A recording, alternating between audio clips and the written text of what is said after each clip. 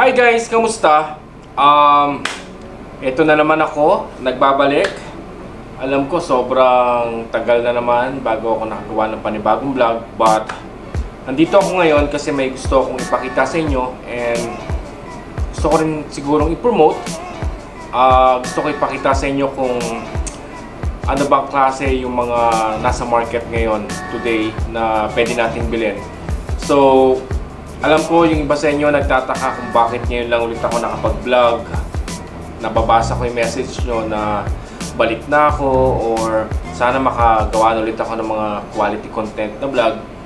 Pero ayun nga, dahil nga sa sobrang busy sa trabaho tapos kawalan ng oras, hindi talaga ako makagawa ng every week na vlog. Pero I keep trying pa rin naman na makagawa para sa inyo kasi every time na may nababasa ako ng mga comments sa inbox ko sa videos natin, palagi kong nakikita yung mga question nyo na gusto ko talagang gawin and sagutin.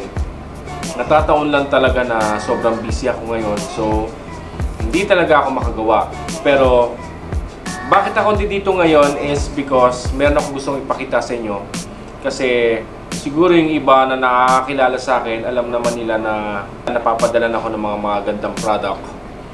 And usually, talagang magaganda talaga. Kasi hindi ako tumatanggap ng mga PR package na alam kong hindi ko magagamit or alam kong sa una pa lang is low quality na. So, meron na naman kasi sa atin nagpadala, si Sir Barry. Sir Barry is from Emalia. So, pinadala niya na naman ako ng isang quality product from their company and gusto na naman nila ipatest sa akin. Actually, 2 months, 3 months ko na siyang ginagamit. Natagalan lang ako gumawa ng video because sobrang busy nga and plus, syempre, gusto ko siyang gamitin bago ko ipakita sa inyo, di ba? And bago ko siya i-review. So, eto nga pala siya guys. Na-unbox ko na siya. Alam ko na ipakita ko na to dati sa Facebook. But, ito yung box niya. Ang name ng tattoo machine is Emalia Grand Wireless Machine. Tattoo pen siya na gawa ng Emalia. Bali, na-unbox ko na siya. So, papakita ko na lang sa inyo kung ano yung mga laman ng box and kung ano yung mga specs niya. Ito guys yung box. And ito naman yung case niya. Sobrang ganda ng lagayan. Pakita ko sa inyo yung mismong machine. So guys, ito yung tattoo machine na binigay ni Sir Barry sa akin. And syempre, very thankful na naman kasi pinagkatiwalaan na naman tayo. And yung company na to, masasabi kong hindi siya basta-basta. Kasi yung karamihan sa mga artist nila is mga sikat talaga and sobrang magagaling. So, nung in-offer niya sa akin to, sabi niya kung pwede ba daw akong padala ng product nila, this machine, and kung pwede ko ba daw i-test and review. Hindi agad ako nagdalawang isip. Sabi ko, yes, and ipadala mo para magamit and then mapakita ko rin sa inyo. So, papakita ko sa inyo kung ano yung mga specs nito at kung gaano ka-powerful yung makina na to, and then at the end of the video sabihin ko kung ano yung masasabi ko sa makina na to and kung ano yung mga comments and kung rekomendado ko ba ulit or hindi or comparison sa ibang machine. So, pakita ko sa inyo yung buong box kung gaano kaganda yung makina and then babalik ako sa inyo after. Okay guys, let's see the specs.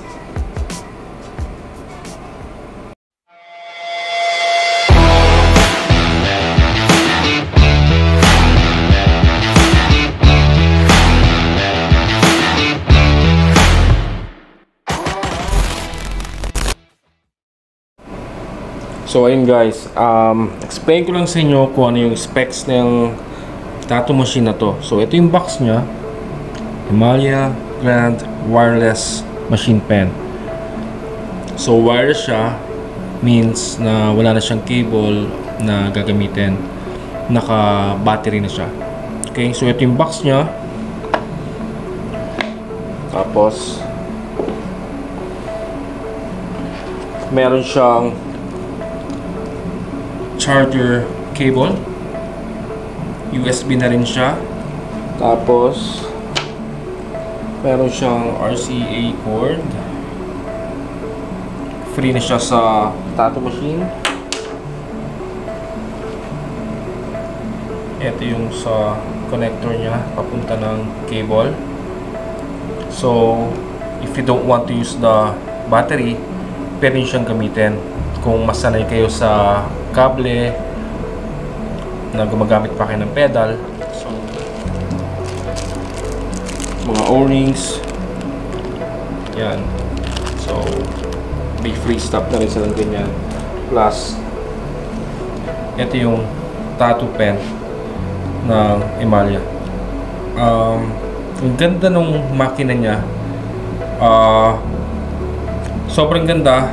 Plus ang sabi ko nga sa inyo is, for me, nanibago lang ako kasi mabigat kumpara dun sa ginagamit ko before. Pero banggitin ko na rin kung ano yung specs nito para mas maliwanagan kayo. So yung output voltage niya is 4 up to 12 volts. Okay? Tapos yung syempre yung charger niya, yung input niya is USB type C na.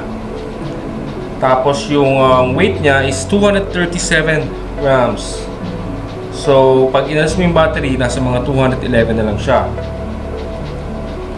Plus yung battery life niya naman, tested ko na yan, 8 to 10 hours talaga siya. So nagtry akong gumawa ng isang buong session, inabot kami ng 10 hours. Talagang halos hindi pa siya namamatay. So recommended talaga yung battery kumpara dun sa isang ginagamit ko, laging 5 hours lang. I need to change the battery na, or dapat hindi lang isang battery mo or dalawa, dapat may extras ka, kung hindi yari ka talaga. Tapos yung grip niya is 38mm. Ako sakto sa akin to, pero nakikita naman siguro ng iba yung setup ko, naglalagay pa rin ako ng mas makapal na grip kasi parang mas relax yung kamay ko. So for me lang naman yun. Yung machine na Emalia Grand, meron siyang 7 strokes. So papakita ko sa inyo kung ano na yung mga yun. So meron siyang 2.4, this one, and then 2.7. The next one is 3.0, 3.3, 3.6, paborito ko, 3.9, and 4.2. So madali lang man siyang gamitin or pihitin kung gusto mong ilagay doon sa 3.3. All you need to do is like iti-twist mo lang siya like this, twist, and then check nyo na yung arrow. This one nasa 3.3 na siya. Okay, so if you want naman na lagay sa 3.6 na stroke, adjust nyo lang dito, and then nasa 3.6 na siya. Okay, sobrang dali lang siyang pihitin, and then yun nga, 7 strokes yung pagpipilian nyo. So napakaganda niya. Okay, so like if you want dun sa pang lines ng mga trabaho, ako nilalagay ko siya sa 3.9. Check the arrow and then stroke number 3.9, it means nasa 3.9 na kayo. Okay, so open naman natin yung machine. So makikita nyo dito, meron siyang power on button, may plus sign and minus sign. Okay, pag open natin, try natin open. Pag open natin, may makikita kayong Emalia battery life, battery life, tapos kung anong bolts. Okay? And then kung gusto niyo siyang taasan, syempre kailangan nyo lang pindutin yung plus sign. Like if you want 6.5 for example, so kiklik nyo lang siya ng 5 beses, nandun na siya. And then kung gusto nyo naman bababa, push nyo lang yung negative sign or minus, and then ayun na siya. Okay, but ako usually naka-steady lang ako sa 6.0 volts. Yan lang, never ako nag-adjust sa line, sa shading, same lang. Okay, so then yung power button on, battery life, number of hours, kung ilang oras ka na nag-work, nakakount din yan dyan. And then yung volts, plus and minus sign to adjust the bilis ng speed ng voltahe mo. Okay, try natin i-open. Lagyan natin ng needle para malaman natin kung paano ma-adjust dito.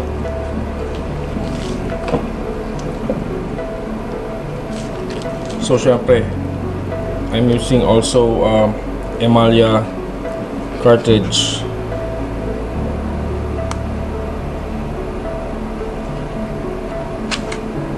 Okay, open natin.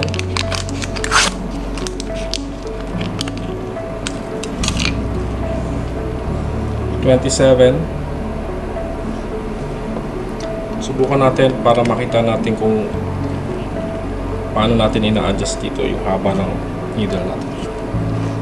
So open natin guys, push the button. So narinig nyo na,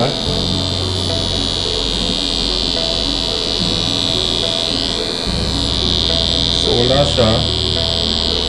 Adjust natin, ganyan lang ipag-adjust.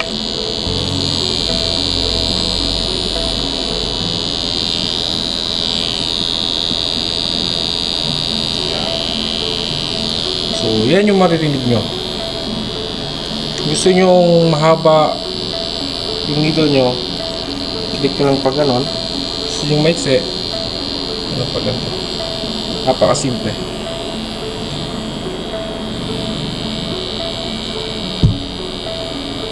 Then, pwede ka na mag-work. Okay. Again, plus sign. Make it faster.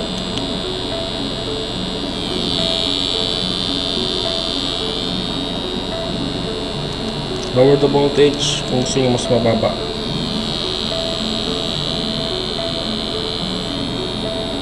And then kung gusto nyo mag-stop, push the button, and that's it. Napakagandang makina. So ulitin ko, highly recommended. Sobrang ganda. Siya yung ginagamit kong makina ngayon for almost 3 months na. Hindi ako nagpapalit, hindi ako gumagamit ng iba. Meron ako ibang machine pero siya yung paborito ko ngayon kasi para sa akin ang ganda ng output, and pag nag-heal yung mga project ko, iba sa dati. I don't know why, pero basta for me, ang laking tulong niya itong makina to.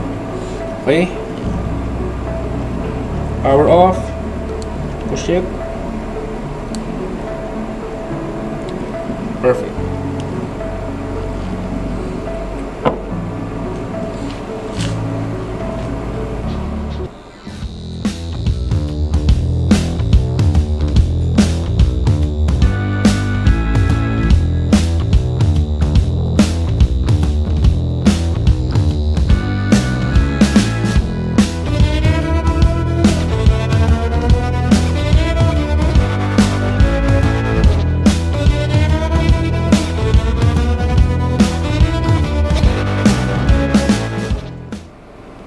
So, ayun guys, nakita nyo na yung specs at kung ano yung mga pwedeng magawa nitong tattoo machine na to. For me, kung tatanungin ako ng mga kakilala ko, mga tattoo artist or kahit yung mga hindi ko kakilala na makakapanood nitong video natin, I highly recommend na i-check nyo or pwede kayong bumili kasi sobrang powerful siya. Actually, muntik na akong bumili ng bagong machine.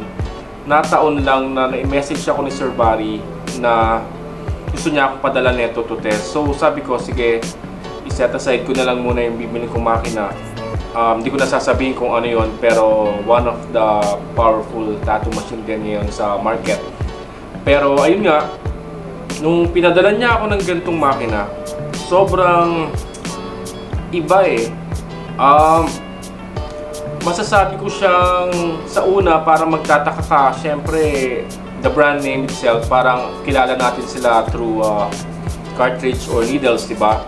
Pero itong makina na to, grabe, powerful, kasi first time ko siyang itry, talagang nagustuhan ko siya eh, kasi yung pasok ng needle sa balat, sobrang maganda. Ang masasabi ko lang siguro dito is maganda pumalo, maraming stroke na pwede mong magamit, lalo na kung mahilig ka sa mga line works. Tapos katulad ko, nagla-lines ako, gumagawa ako ng mga line works sa trabaho, plus gumagawa rin ako ng mga realistic na tattoos, diba? So, itong machine na to, yung kombinasyon niya is sobrang ganda kasi 7 strokes na siya eh, diba? So, marami kang pagpipilian kumpara sa isang makina lang na isa lang stroke. Alam naman natin kung ano yung mga machine na yun, diba? So, si Emalia, ang maganda sa ginawa niya is ginawa niya ng 7 strokes. Yung iba, nag-question is bakit sobrang dami para sa isang machine, it's kung talagang effective ba. Pero para sa akin, oo eh.